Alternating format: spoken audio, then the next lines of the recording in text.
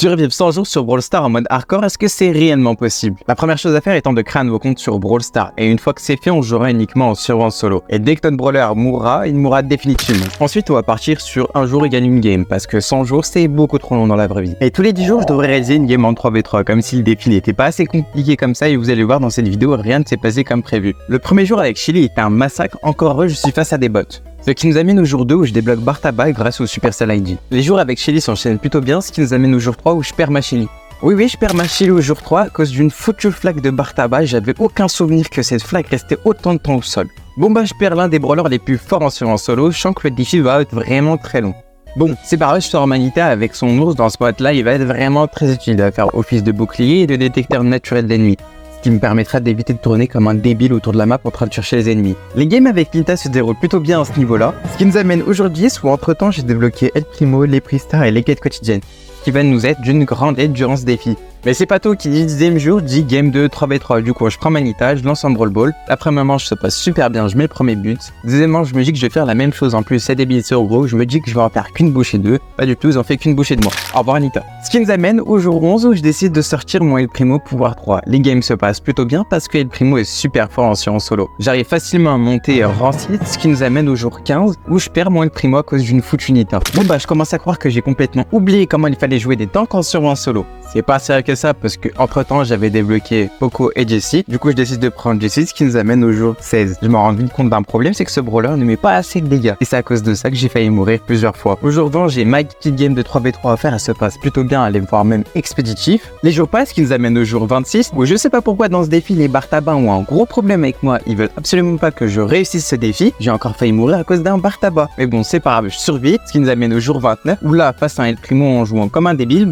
je perds ma Jessie définitivement. C'est la fin de mon assaut avec Jessie, j'ai pu la monter rang 12, ce qui est plutôt pas mal. Grâce au trophée que j'ai gagné et aux quêtes que j'ai accomplies, j'ai pu ouvrir quelques récompenses. Et dans celle-ci, je débloque Jackie, Colt, et j'ai un Pristar mythique et j'obtiens 100 bix. Vraiment, merci Supercell, ces 100 bix vont mettre une grande aide dans ce défi. Au jour 30, je prends mon Colt et envoie un Brawl Ball et j'adopte une nouvelle stratégie. Je suis prêt à prendre un but en échange de pouvoir survivre. Il y a aussi un autre point à prendre en compte, c'est que mon but est de terminer les games de 3v3 le plus rapidement possible. D'où le fait du choix du Brawl Ball, car plus les games seront longues, plus j'aurai de chances de mourir. Au jour 31, je joue Colt en survivant et Colt en survivant est plutôt bon. Il fait des sacrés dégâts avec son ulti, casse les caisses super rapidement, ce qui nous amène facilement au jour 39. Au jour 39, malheureusement, on s'auto-suicide avec un Brock. Au jour 40, c'est le jour du 3v3, du coup je décide de sortir de mon Poco et d'aller en Razia Gem. Même si j'ai pas trop confiance en lui en solo, en Razia Gem il est plutôt bon. Il ne faut pas oublier que Poco a un ulti qui lui permet de régène et donc il pourra rester en vie beaucoup plus longtemps. Et malgré son ulti qui lui permet de régène ses PV, j'ai failli mourir à cause d'une EMZ durant la game. Ça ferait vraiment con de perdre le Poco dès la première game. Au jour 41, 42 et 43, j'oublie de passer mon Poco une pouvoir 1 en pouvoir 5 minimum, mais je pallie cette erreur en ayant un maximum de power cube. Au jour 44, je max mon Poco pouvoir 5 et j'enchaîne les jours plutôt bien. Les games sont un peu longues car je suis obligé de mettre des stratagèmes pour faire top 1 à chaque fois, mais ça va, ça se passe bien. Ce qui nous amène au jour 50. Du coup, je décide de faire ma game de 3v3 non pas en Razia Gem mais en Brawl Ball histoire de plier la game en 2 secondes. Sauf que un de mes collègues n'en a pas décidé ainsi, notamment la Shelly, qui à chaque fois je lui faisais la passe, elle me la refaisait ou elle dégageait la balle des cages. J'ai pas trop compris son but, mais on a quand même réussi à terminer la game. Le jour d'après, j'avais trop pris la confiance avec Poco, et donc je pensais qu'un soutien était devenu le roi du survivant solo. Du coup, en ayant un boost de confiance, je suis mis à attaquer n'importe qui, je suis allé attaquer un Colt qui m'a prouvé le contraire et m'a buté au jour 51. Au revoir Poco. Après, il y a aucun brawler qui a fait une performance plus médiocre que ma Shelly du début, mais on est qu'à la moitié du défi. Au jour 52, je sers Brock, qui est un de mes brawlers préférés, il est plutôt bon en solo, je me dis que je vais pouvoir aller loin avec ce brawler. Pas du tout, je me trompe, le lendemain au jour 53, je galère déjà face à une EMZ. Je me dis que je vais pas aller loin avec ce brawler malheureusement. J'avais bien raison, ce qui nous amène au jour 56, où en essayant de buter tout le monde comme un débile, je meurs face à un Dynamite.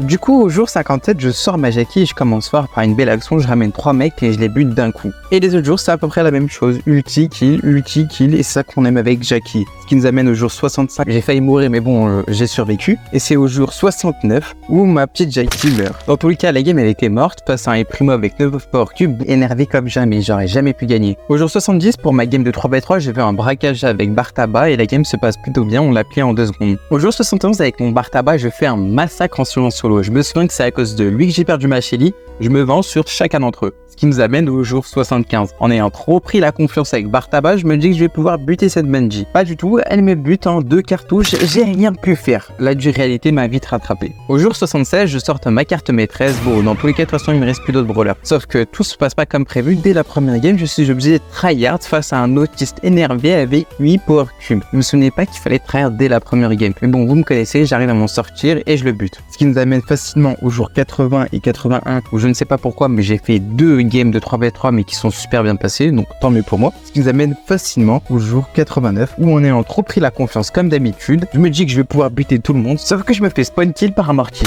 Beau n'était pas mon dernier brawler, j'avais oublié que les jours précédents j'avais débloqué Dynamite. Au jour 90, je prends mon Dynamite et je vais faire ma game de 3v3 en braquage. À 0 trophée, je pensais que la game se passerait super bien, mais pas du tout. Une BF voulait absolument me tuer. Elle a essayé maintes et maintes fois de me tuer, je sais pas pourquoi, elle voulait absolument ma mort. Mais heureusement pour moi, j'ai réussi à survivre à cette journée. Du coup, on se retrouve au jour 91 avec Dynamite en survie en solo. Sauf que je me rends compte d'un problème, c'est qu'il me faut je sais pas combien d'attaques et d'ulti pour buter un seul tank, ça va pas du tout le faire. Et dites-vous qu'il faut que je tienne encore comme ça 9 jours pour réussir ce défi. Ce qui nous amène au jour 93, une game normale de servant où je vais au mid pour récupérer les boîtes. Sauf que, qu'est-ce que je vois? Je vois 3 gars m'entourer qui me font le triangle des Bermudes. Et la suite est assez facile à deviner, bah je meurs. Bon, j'avais vraiment la haine de perdre un 3v100 et en plus c'était mon dernier brawler, ma dernière chance pour réussir ce défi. Bon, il y avait une solution, c'était d'attendre un jour pour avoir la récompense quotidienne suivante qui était un brawler. J'avais le choix entre Penny et Daryl. Le choix était vite fait. Daryl avec son reward qui est devenu beaucoup trop fort. Les games suivantes, je vous en parle même pas. J'ai littéralement roulé sur les adversaires avec mon Daryl jusqu'au jour 99.